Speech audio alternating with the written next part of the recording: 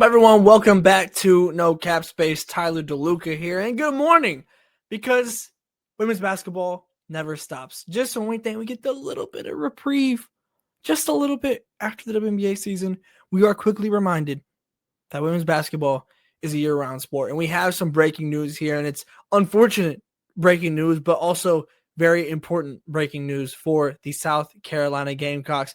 We had seen an image going around of Chloe Kitts in a massive, massive knee brace. And unfortunately, it was announced early this morning by Chloe Kitts that she had suffered a torn ACL. Obviously, first and foremost, best wishes to her and her recovery. That is obviously number one, most important.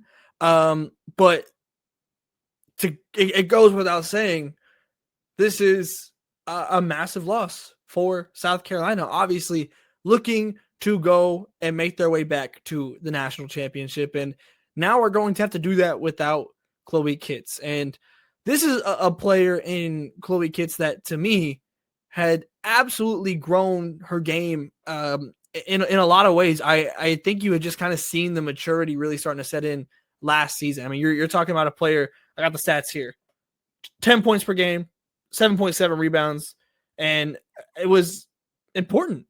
Right? Like, I mean, this was a team that, for South Carolina, frankly struggled when it came to scoring at times. And there were several games where Chloe Kitts was the reason that their offense was able to get going. And their offense, whether it was her growing game, kind of seeing her continue to kind of grow the range out some. And again, just, I think, get more comfortable in terms of rebounding and things like that nature. She led the team in rebounding last season. It was, I mean, again, just incredibly important, and the growth was noticeable. And now you don't have Ashlyn Watkins this season. You now don't have Chloe Kitts this season. And we're in a similar place in terms of feel and the type of question we're having to ask to last season when Ashlyn Watkins went down. And it was, who's going to step up?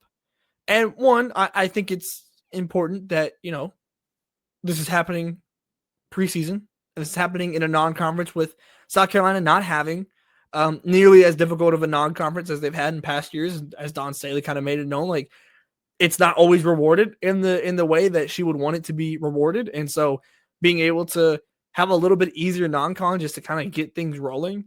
But I do think that this is a roster more well prepared to handle a loss like this than last year's. And a lot of that growth from Chloe Kitts was kind of forced upon her due to Ashlyn Watkins being out.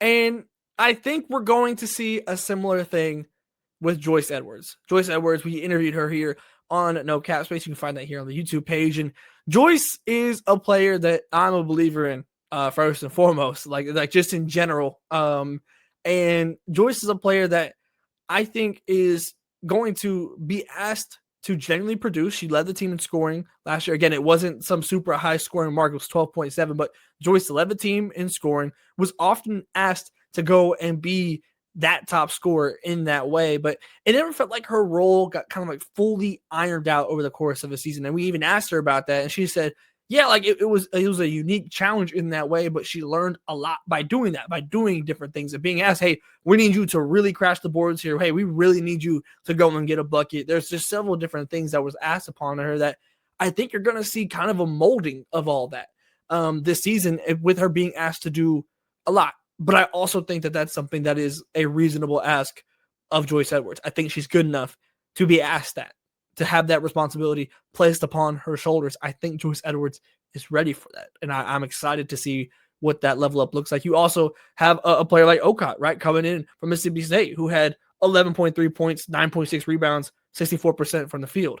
Like, she's 6'6". So in terms of like having size, and maybe that's more of the Watkins replacement in that, and you see Joyce Edwards more of the Chloe Kitts replacement, just if you're looking kind of one-to-one likeness for likeness, but you still have just a bit more size to actually work with in comparison to last year when Watkins goes down. You don't really have like that true center, that true big that we've grown so accustomed to South Carolina using to dominate the NCAA.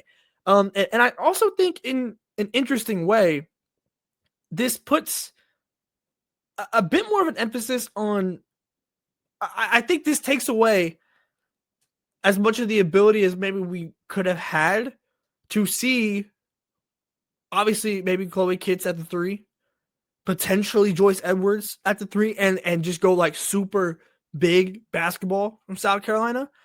I think that takes this takes that away. And because I was pretty interested in how you were going to see South Carolina roll this lineup out.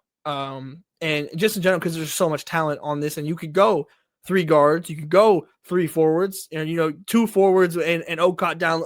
There's a couple of different ways that you could have tried to play this. And I think that this leans more now to emphasizing the guards. I think Raven Johnson and Tanai Latson are certainly going to start. To me, I want to see Tessa Johnson in that number 3 slot. So shout out to producer Shardik. We were talking about this in the no cap chat. I think that is where we're headed. And I think that is the perfect choice to help space the floor for Joyce, for Ocott. I'm ready to see the Tessa Johnson level up. I mean, we've seen Tourney Time Tessa, and it has been a revelation every time that it has showed up. And I'm ready to see that over the course of an entire season. And then you also have other players on this team. You have some of the freshmen that are coming in. Obviously, we know what South Carolina recruits like. You're going to have talented players like that can also come in and contribute. In terms of the scoring, the presumption is that Tanai Latson is going to be the player that is able to fill in a lot of those gaps in that way. And again, I just genuinely do think, in comparison, that this is a team much more well prepared than last year to handle these type of losses. And I also think that one thing about Dawn Staley is that she's learned. Every time she's taken a major loss, right? She's learned. You take that loss in the Final Four to Iowa, you go and revamp your roster in that 3-point shooting. You then go win a championship. You lose in this way to UConn, and it was pretty clear that the offensive production, just the pure amount of scoring, was the issue. You go and have the top scorer in the nation, it's Tanai Latson. There has been a level of self-reflection that has been so important for the success of South Carolina. And to me, honestly, part of what makes Dawn Staley such an incredible coach is obviously you have the in-game adjustments, you have the X's and O's, but you have the off-season adjustments as well. And I think by going and getting Tanai Latson, you've now prepared yourself for this, where you have a player that ultimately, if you need a bucket, you have your bucket getter. You had the build in Malaysia last year, but obviously that just did not work out in the way that it seemed like it possibly could on paper.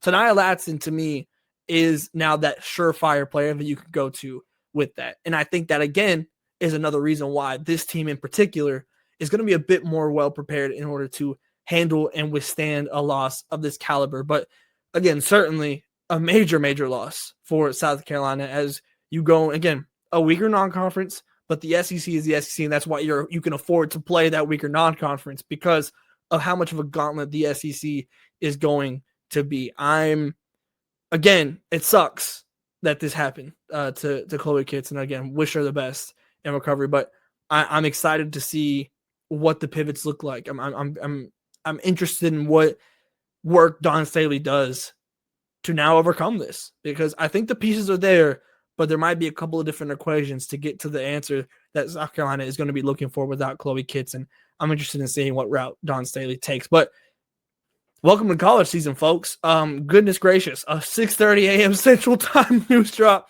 but we're here because that's what we do here at No Cap Space. We're covering the game year round, and college season is just around the corner. Really, it's here. It feels like, to be quite honest.